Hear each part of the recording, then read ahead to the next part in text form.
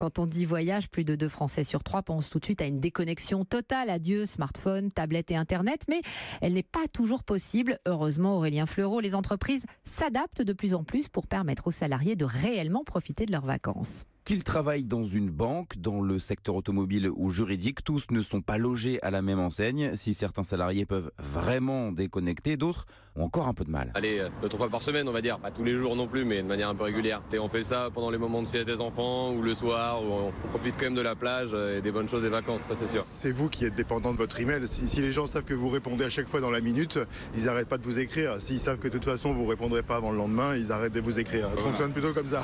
Je suis toute seule dans mon service. Je veux pas rentrer de vacances et avoir 400 mails à traiter.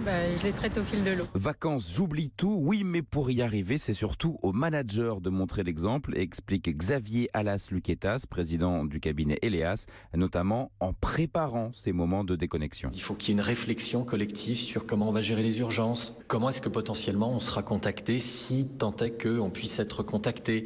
Donc c'est tout un tas d'actions en amont qui vont faire que quelque part cette déconnexion va être effective. Et cette véritable déconnexion a des effets positifs. Le cabinet Eleas l'a remarqué. Quand tout se passe en bonne intelligence, le nombre d'arrêts maladie chute nettement.